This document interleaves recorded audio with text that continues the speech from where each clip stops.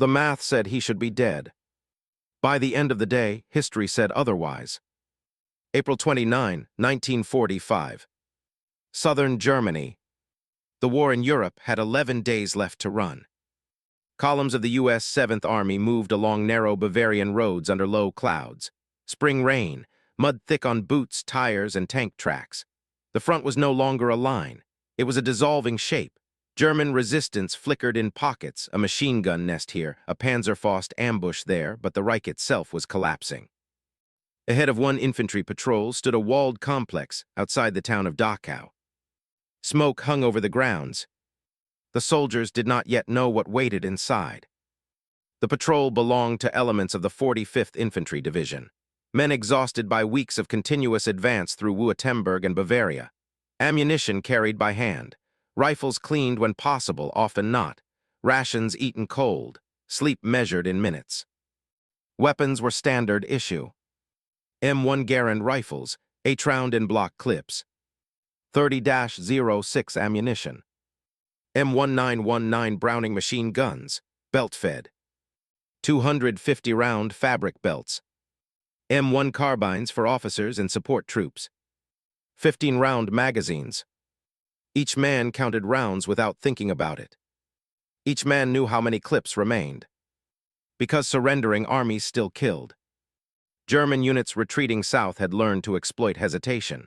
White flags followed by hidden fire. Civilians mixed with Volkssturm.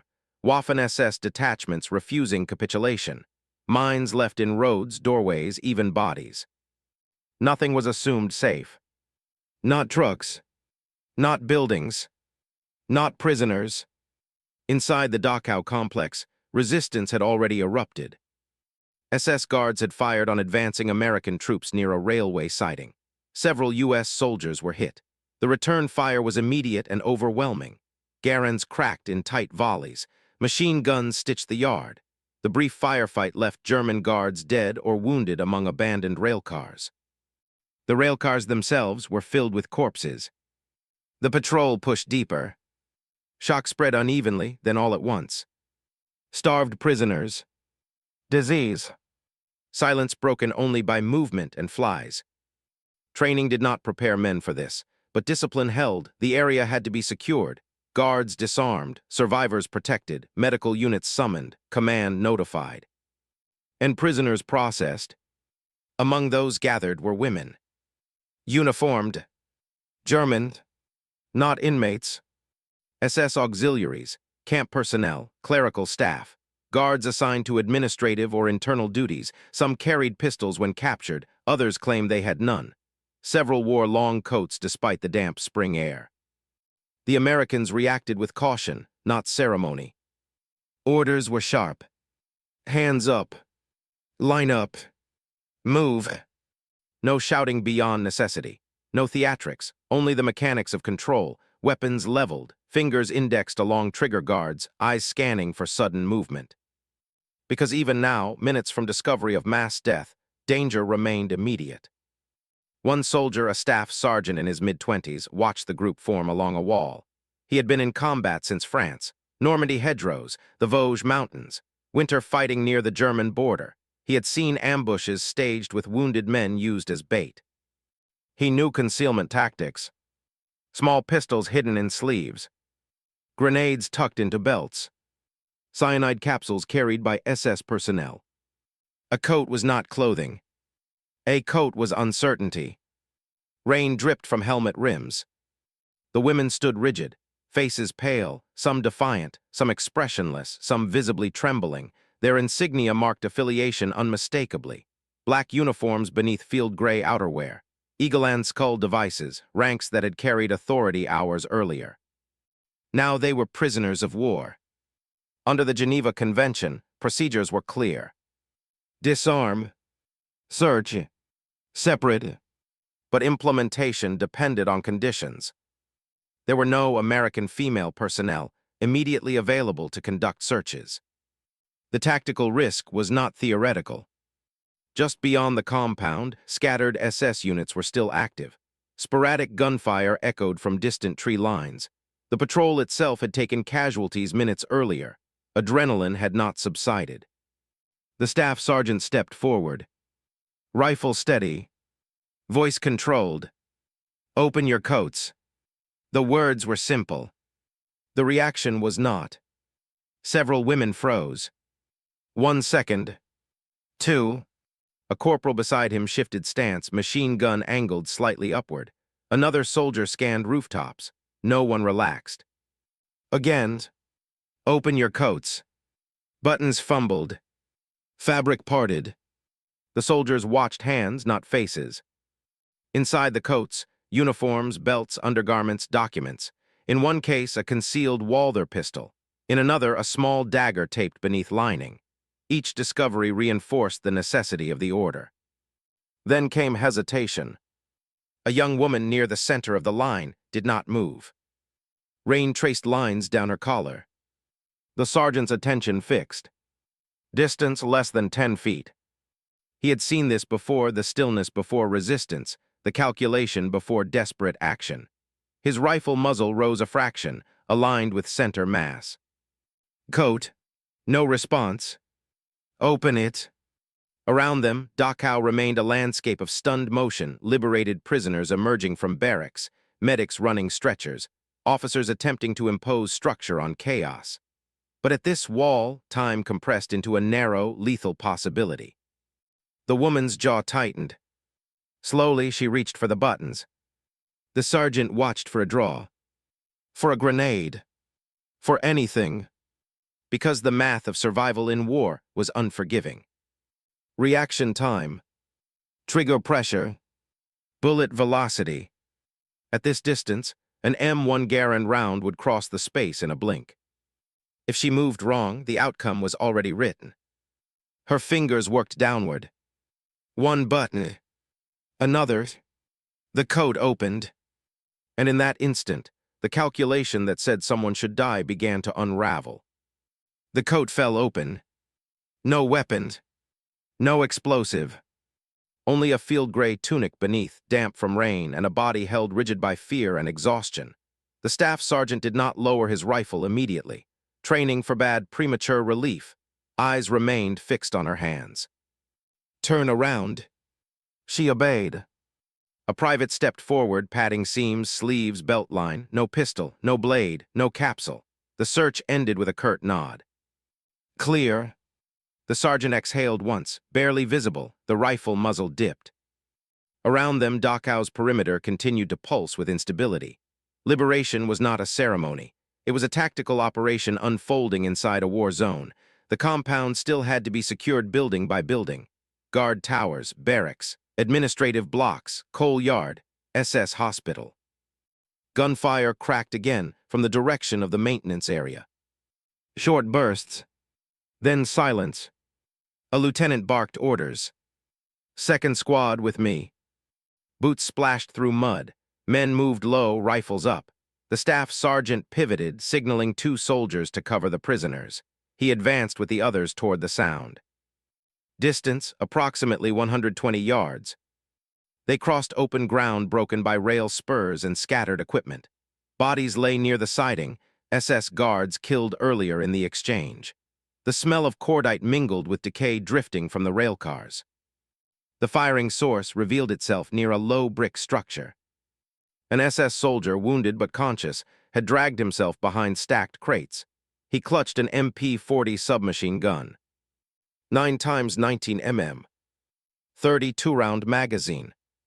He fired erratically. Rounds snapped overhead, splinters burst from wood. The Americans hit the ground in practiced unison. Contact front. An M1919 Browning was brought forward. Bipod slammed into mud.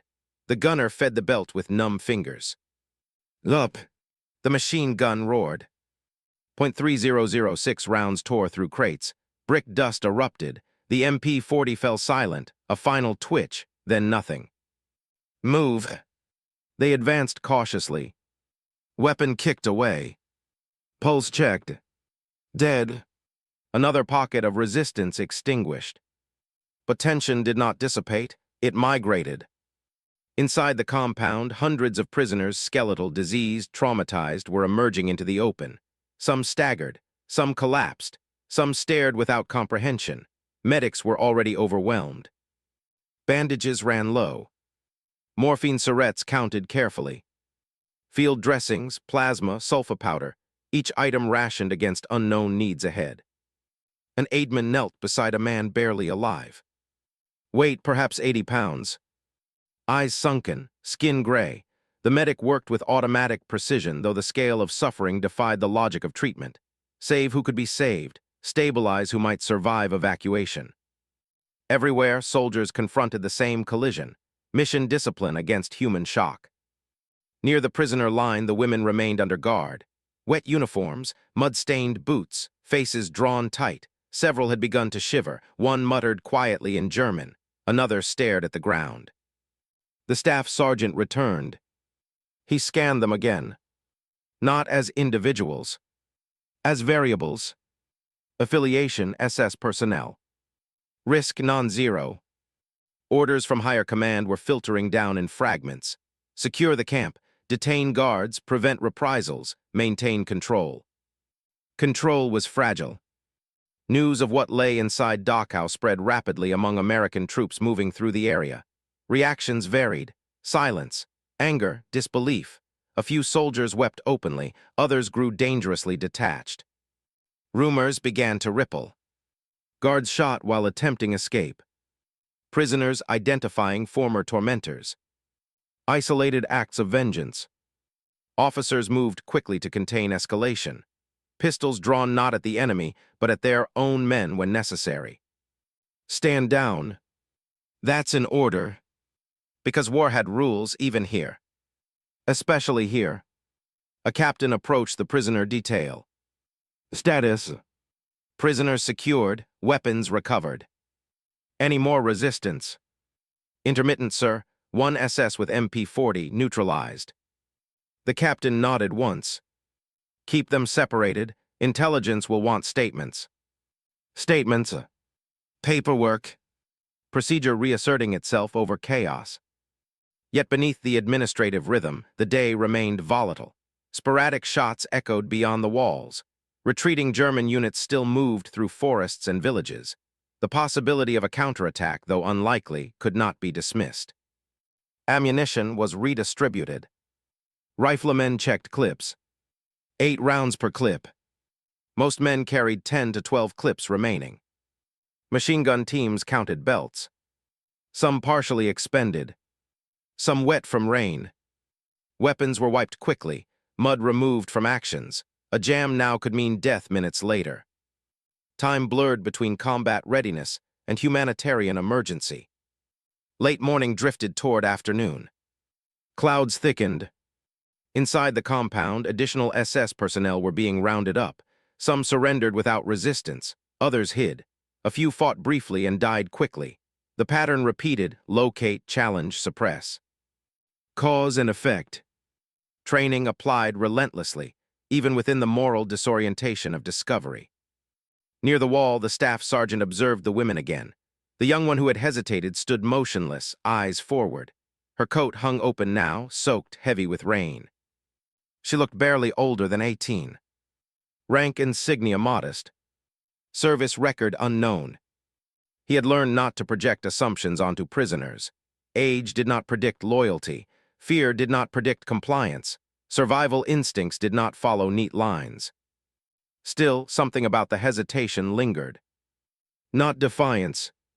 Not calculation. Something else. A jeep rolled into the yard. Military police. White helmets. Thompson submachine guns. They began formal custody transfer. Names recorded when possible. Documents collected. Prisoners counted, recounted. Errors corrected. Precision imposed. One MP gestured. These first. The women were moved in small groups. As the young auxiliary stepped forward, her knees buckled. No drama. No cry. Just collapse. The staff sergeant reacted instantly, catching her before she struck the mud. She was weightless, fever-hot beneath wet fabric. A medic rushed over. Quick assessment. Pulse rapid. Skin burning. Severe weakness. Malnutrition, shock, maybe typhus, hard to tell. The sergeant steadied her as the medic worked. For a moment, combat math, distance, ammunition, reaction time gave way to another calculation entirely. Could she survive? Hours earlier, the probability might have been negligible. Enemy affiliation, frontline conditions, limited resources. But Dachau had altered the framework of the day. The medic looked up. "We'll try." Rain continued to fall, and the line between life and death, already crossed by thousands here, tightened again around one more human body. The medic slid a hand beneath the young woman's collar, fingers searching for a steadier pulse. "Help me get her inside." They carried her toward the former SS infirmary, a structure now repurposed by necessity. The irony was unspoken. Beds meant for guards now held prisoners, survivors, anyone whose condition might still be reversible. Inside, the air was thick. Antiseptic. Sweat. Disease. Cots filled every available space. Medics moved between bodies with mechanical urgency. Field medicine was not designed for this scale. Supplies dwindled visibly. Sulfa packets nearly gone. Plasma units limited. Morphine reserved for the worst pain. The auxiliary was placed on a cot. Temperature high. Breathing shallow. The medic cut away damp fabric at the collar. "Get me water slowly." A private returned with a canteen. The medic moistened cracked lips, careful not to overwhelm a starved system. Outside, operations continued. Units rotated through clearing tasks, towers secured, storage rooms searched, ammunition caches documented, German small arms stacked under guard. Kar 98K rifles, Luger pistols, MP40s. Each weapon tagged, counted. Even now, procedure. Because discipline was the only barrier against collapse into rage. Cloud cover thinning. Word spread through command channels, Dachau secured, resistance neutralized, medical evacuation prioritized, intelligence teams en route. Yet tension lingered among the ranks. Discovery had consequences. Some American soldiers, confronted with the evidence of systematic death, struggled to contain fury. Officers reinforced orders repeatedly. No unauthorized actions. Prisoners are under protection. Under protection. A phrase that carried weight. Near the infirmary, the staff sergeant stood in mud, helmet pushed back, fatigue settling into bone. He had not slept more than 2 consecutive hours in days. Adrenaline had burned through reserves long ago. A medic stepped out. "She's still alive." "How bad?" "Very, fever's climbing, if it's typhus." The sentence ended unfinished. Typhus had ravaged camps across Europe. Lice-borne, highly contagious, often fatal in weakened bodies. The sergeant looked through the doorway. The young woman lay unmoving, eyes half open but unfocused. Enemy uniform, enemy insignia, enemy affiliation. Human reality. Combat logic offered a cold answer. Resources were scarce. Survivors filled every cot, prioritized those most likely to recover. But war was ending, and Dachau had already rewritten too many equations. He spoke quietly. "What do you need?" The medic met his eyes. "Time and luck." Evening approached. The firing had stopped entirely. Smoke thinned above chimneys that would never operate again. Ambulances arrived in waves, prisoners evacuated, bodies documented. Commanders drafted reports that language could scarcely contain. Inside the infirmary, the fever broke. Not dramatically, not suddenly, just a gradual cooling beneath the medic's hand. Pulse steadier, breathing deeper. She's turning. Hours passed. Rain ceased. By nightfall, the auxiliary who had nearly collapsed at the wall was still alive. The math, starvation, disease, exhaustion, probability had argued against it. But survival does not always obey prediction. Days later, stabilized and transferred into custody, she would become one of thousands of German prisoners processed in the chaotic final chapter of the European War. The staff sergeant never learned her full story. only that she did not die that day. April 29, 1945, remains fixed in history as the day American forces liberated Dachau. A military objective achieved. A crime scene revealed. A moral shock delivered to the world. Within that vast event were countless smaller moments, decisions measured in seconds, actions shaped by training, restraint tested under unbearable strain. An order given at a wall. A code opened. A rifle not fired. Not heroism in the cinematic sense. Not sentiment. Procedure, discipline, control. And within that framework, an outcome that contradicted expectation. The war in Europe ended on May 8, 1945. 11 days after Dachau. What remained were survivors, graves, testimonies, and the enduring record of what had occurred behind barbed wire and stone. History often remembers battles, generals, and treaties. Less often does it record the fragile, human calculations made in mud, rain, and exhaustion, where the difference between death and survival can hinge on a single command, a single hesitation, a single act of restraint. The math said he should be dead. By the end of the day, history said otherwise. At Dachau, on that cold April day, the arithmetic of war briefly yielded to something less predictable. And someone lived.